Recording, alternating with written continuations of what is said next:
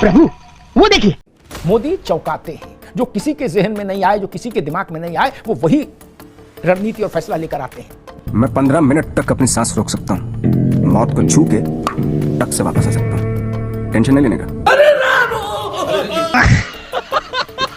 अशोक जी, एक general perception है आपके हाथ का झंडा ये भागते हुए आए पीछे से और सर से छीन के चले गए। देखिए, मैं अभी उत्तराखंड की यात्रा पर अभी मैंने देखा कि सब बहुत सारे गिरगिट जो है सड़कों पर, कुछ बेहोश पड़े थे, कुछ मरे पड़े थे, तो बिल्कुल कंफ्यूज है गिरगिट, सब बेहोश हो गए गिरगिट। तब गिरगिट नहीं मरे जब राहुल जी ने कहा कि हमारा तो जीवन का एक ही उद्देश्य है, रोटी नहीं खाएंगे, वहां सोएंगे नहीं, पानी नहीं पिएंगे, हर जगह जहां जाएंगे वहां जात की गिनती करेंगे। वो मंच पर वो सौंदर्य प्रतियोगिता होती, राहुल जी ने कहा हम यहां भी गिनती करेंगे कि किस जात की लड़की है यहाँ कितनी। तब आपको गिरगिट नहीं मिले कहीं?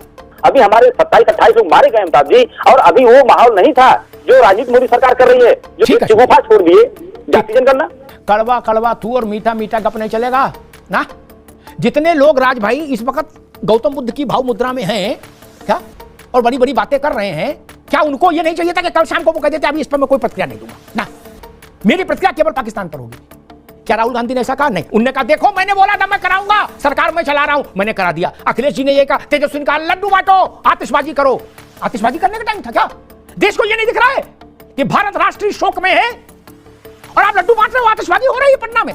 आप ये बताइए, जिस सरकार के ऊपर पूरे देश की जिम्मेदारी है, वो सरकार इतनी निर्लजता पूर्वक इस मार्मिक समय में, इस भावनात्मक समय में एक पॉलिटिकल माइलेज लेने की कोशिश कर रही है।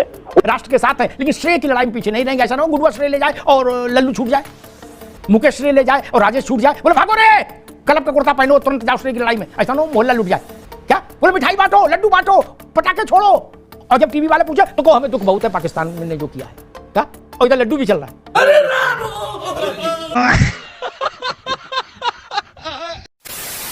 हेलो नमस्कार, जय हिंद, वंदे मातरम और मेरे सभी भाई बहनों को जय श्री राम दोस्तों। एंड आप देख रहे हैं कृष्णा डिबेट तड़का, और आज की डिबेट होने वाली है समाजवादी पार्टी के प्रवक्ता अशोक यादव एंड वरिष्ठ पत्रकार अमिताभ अग्निहोत्री के बीच। दोस्तों, जम्मू कश्मीर के पहलगाम में हुए टेरर अटैक पर इंडिया पाकिस्तान वॉर को लेकर डिबेट है। तो दोस्तों, वीडियो बहुत मजेदार होने वाली है, एंड तक जरूर देखना।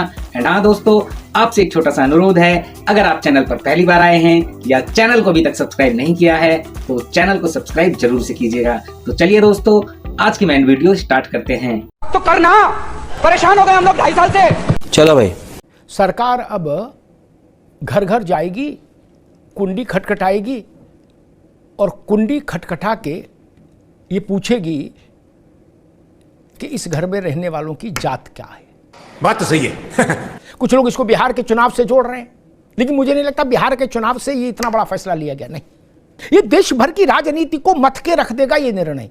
इस निर्णय का परिणाम देश की राजनीति अनुलोम विलोम करने लगेगी, शीर्षासन करेगी देश की राजनीति। अभी जहां पैताना है वहां सिराना हो जाएगा, जहां सिराना है वहां पैताना हो जाएगा। ये जो राजनीतिक दल और राजनेता हैं, जाति की जनगणना कराने पर हामी भर के का फैसला लेके नरेंद्र मोदी ने इन दलों और इनके नेताओं के हाथ से एक पोस्टर छीन लिया, एक झंडा छीन लिया। जो जात की गिनती कराओ का एक पोस्टर और झंडा उनके हाथ में था।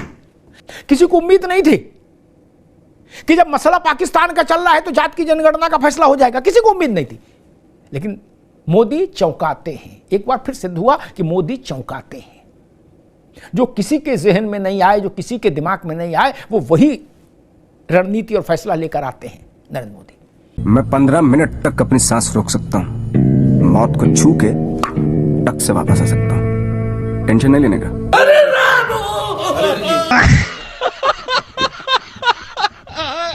मसला ये है, मैं अशोक जी की बात करूं, लेकिन अनुभव भाई मसला ये है, मैं तो बड़े प्रैक्टिकल बात जानता हूं। गिनती हो जाए तो मेरा कोई नुकसान नहीं, गिनती ना हो तो कोई नुकसान नहीं। और वैसे मैं मानता हूं कि जो चीज समाज में है उसकी गिनती होने में क्या नुकसान है।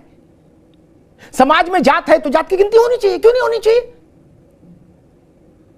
भारत के समाज में जाति अंतर्निहित है। धर्म बदला जा सकता है, जाति नहीं बदली जा सकती कभी। धर्म चाहे दिन में 3 दफे बदलो, कोई पुलिस नहीं पकड़ रही, लेकिन जात नहीं बदल रही, तो जात की गिनती होनी चाहिए। लेकिन हमारा सिर्फ मसला इतना था अशोक बयान कि कढ़ी बन रही थी चौके में, अनुभव चक सब देख रहे थे कि कढ़ी बन रही है, और पर्स के आ गई आलू टमाटर की सब्जी, तो थोड़ा दिमाग घन चक्कर हो जाता कि गुरु बना कढ़ी रहे थे, ये आलू टमाटर कहां से आ गया।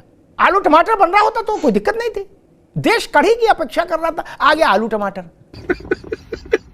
अशोक जी, एक जनरल परसेप्शन है कि आपके हाथ का झंडा ये भागते हुए आए पीछे से और सट से छीन के चले गए।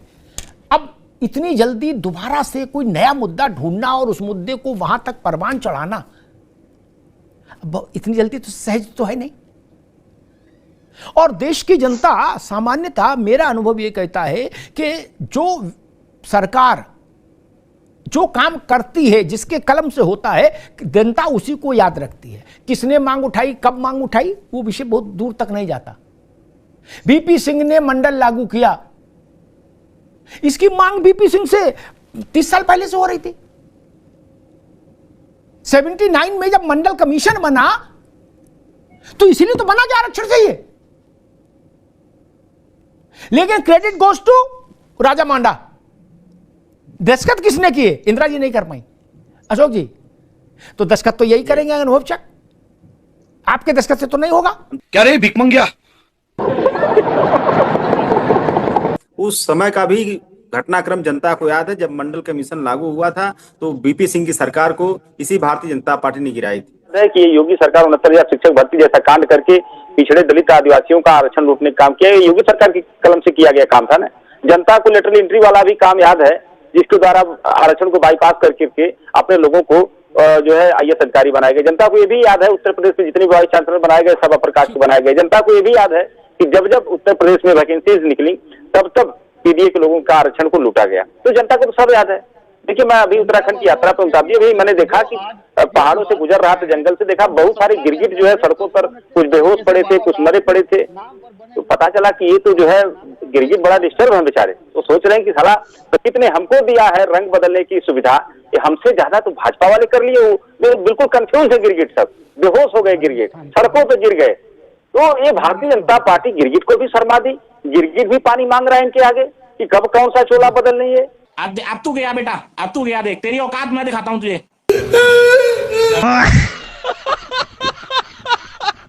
अशोक जी कह रहे कि मैं उत्तराखंड की यात्रा से आया तो वहां गिरगिट देखे वो मर गए, बेहोश हो गए। मैं उनको बताऊंगा कि आप उत्तराखंड की यात्रा पर लेट गए, पहले भी एक आध बार रुक जाओ भैया, जाना चाहिए था। इंदिरा गांधी ने मंच पर माइक से कहा, कान में नहीं माइक से कहा कि इस देश, मुझसे कोई पूछे भारत की सब समस्याओं की जड़ क्या है तो मैं कहूंगी कास्ट सिस्टम, कास्ट हटाओ देश आगे बढ़ जाएगा। राजीव गांधी 90 मिनट ताल ठोक कर, सीना ठोक कर बोले विश्वनाथ प्रताप से कि ये मंडल कमीशन का मामला हम इसके खिलाफ हैं, ये हमें मंजूर नहीं, सिफारिश है। क्या तब गिरगिट नहीं मरे जब राहुल जी ने कहा कि हमारा तो जीवन का एक ही उद्देश्य है, रोटी नहीं खाएंगे, सोएंगे नहीं, पानी नहीं पिएंगे, हर जगह जहां जाएंगे वहां जात की गिनती करेंगे। वो मंच पर वो सौंदर्य प्रतियोगिता होती, राहुल जी ने कहा हम यहां भी गिनती करेंगे कि किस जात की लड़की है यहां कितनी। उनके दिमाग में ऐसा फोबिया चढ़ गया। नहीं, तब आपको गिरगिट नहीं मिले, कहीं मिलना चाहिए था ना, आप भी देखते नहीं हो। आय हाय जिंदा है, आय हाय जिंदा है।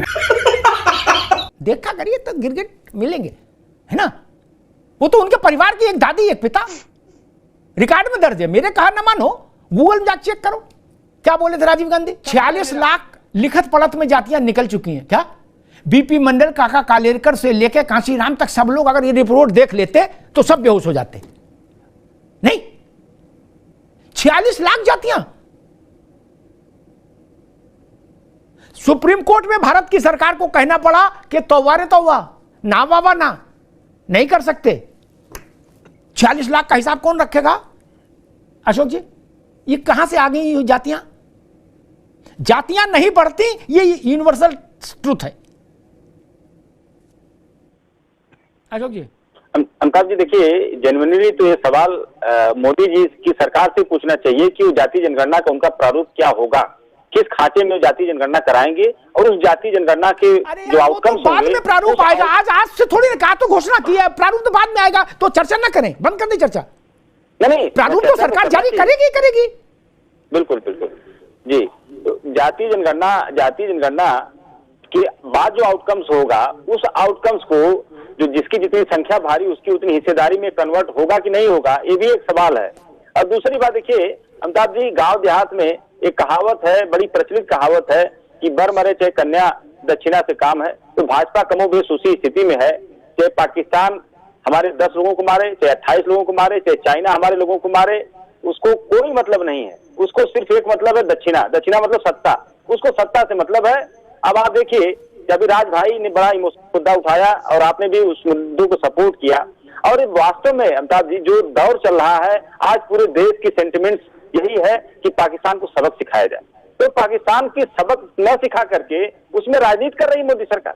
अब राजनीति करने के मतलब कर रहे हैं कि हमने पानी बंद कर दिया, हुक्का पानी बंद कर दिया, हमने ये कर दिया, हमने वो कर दिया। जमीन पर एक भी अभी कोई ऐसा ना हो कि एक ऐसा काम न किए हो जिससे कि पाकिस्तान को लेस मात्र भी कोई कष्ट हुआ हो। और एक ध्यान भटकाने के लिए जनता का एक चुगुफा छोड़ दिए जाति जनगणना, ताकि जनता अब हमसे ना पूछे पाकिस्तान के लिए आपने क्या किया। ठीक है अशोक भाई, आप चाहते हैं आप ठीक है अशोक भाई, आप जातिगत जनगणना की घोषणा से खुश नहीं है?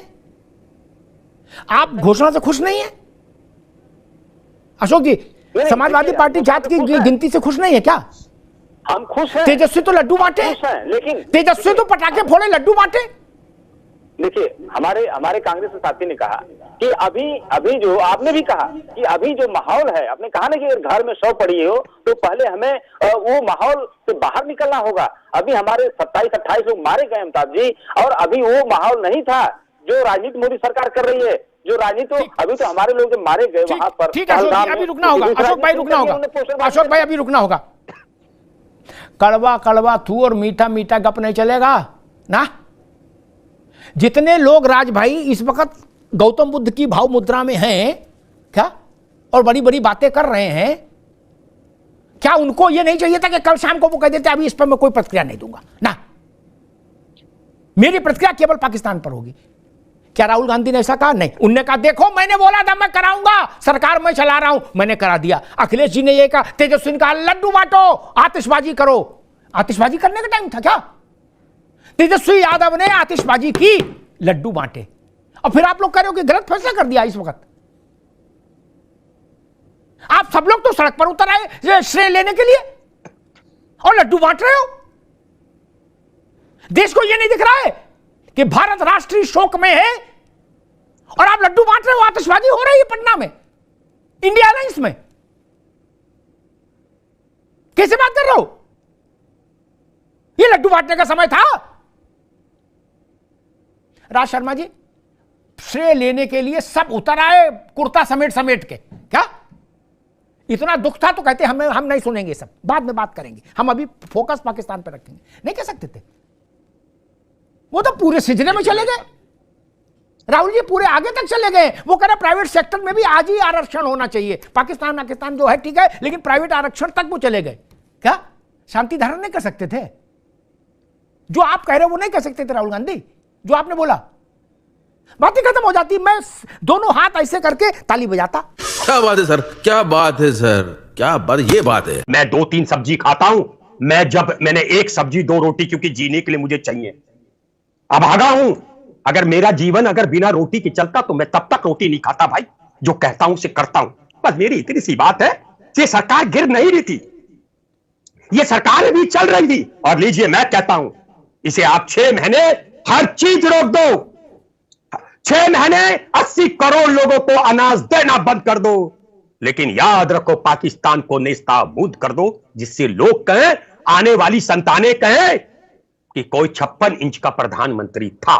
हम सब लोग राज्य जी की पीड़ा के साथ हैं, ये देश राज्य जी की पीड़ा के साथ है। ये मसला व्यक्तिगत है ही नहीं, ये राष्ट्र को चोट पहुंची है, ये राष्ट्र को घाव लगा है, और इसका प्रतिकार भी उतना ही बड़ा और व्यापक होना चाहिए, इसमें कोई दो राय नहीं। पार्टियां आएंगी जाएंगी, चुनाव होंगे, सत्ता रहेगी मिटेगी, आएगी जाएगी, ये विषय महत्वपूर्ण नहीं। पत्थर पर लकीर खींचनी चाहिए, जो अमिट हो जाए, अजर हो जाए, अमर हो जाए लकीर, कि हम ऐसा दुस्साहस किया था तो हमने यूं ऐसा सबक सिखाया। 71 जैसा हो जाए और 71 से बड़ा हो जाए तो और अच्छा, नहीं तो 71 जैसा तो हो ही जाए। ये बड़ी अच्छी बात कही आप। यादव जी, क्या इस विषय पर समाजवादी पार्टी और इंडिया अलायंस श्रेय की लड़ाई के लिए प्रेस कॉन्फ्रेंस से दूर नहीं रह सकता था कि नहीं? हम पाकिस्तान की बात करेंगे, ये सब बाद में देखेंगे। अशोक जी, अभी तो जनगणना हो नहीं रही कि आज ही प्रेस कॉन्फ्रेंस करनी थी 1:30 बजे। अभी तो जनगणना हो नहीं रही ना, अभी तो सब कुछ 30 जून तक ठंडे बस्ते में है। फैसला आज करो चाहे कल करो चाहे परसों करो, प्रेस कॉन्फ्रेंस छोड़ी जा सकती थी। जी, आपने कहा कि इंडिया गठबंधन क्या प्रेस कॉन्फ्रेंस करने से दूर नहीं रह सकता? आप ये बताइए, जिस सरकार के ऊपर पूरे देश की जिम्मेदारी है, वो सरकार इतनी निर्लज्जता पूर्वक इस मार्मिक समय में, इस भावनात्मक समय में एक पॉलिटिकल माइलेज लेने की कोशिश कर रही है, वो निर्लज्जता किसी को नहीं दिख रही है, और आप कह रहे हैं कि इंडिया गठबंधन के लोग प्रेस कॉन्फ्रेंस क्यों कर दिए? ठीक है अशोक भाई, समय कम है, मैं एक छोटी सी टिप्पणी राज शर्मा से लूंगा। ठीक है अशोक भाई, श्रेय न छूटे, बाकी सब ठीक है, कष्ट दुख सब है, राष्ट्र के साथ है, लेकिन श्रेय की लड़ाई में पीछे नहीं रहेंगे। ऐसा ना हो गुडुआ श्रेय ले जाए और लल्लू छूट जाए, मुकेश श्रेय ले जाए और राजेश छूट जाए, बोले भागो रे कलब का कुर्ता पहनो तुरंत जाओ श्रेय की लड़ाई में। ऐसा ना हो मोहल्ला लूट जाए, क्या बोले मिठाई बांटो, लड्डू बांटो, पटाखे छोड़ो, और जब टीवी वाले पूछे तो कहो हमें दुख बहुत है पाकिस्तान ने जो किया है, क्या, और इधर लड्डू भी चल रहा है।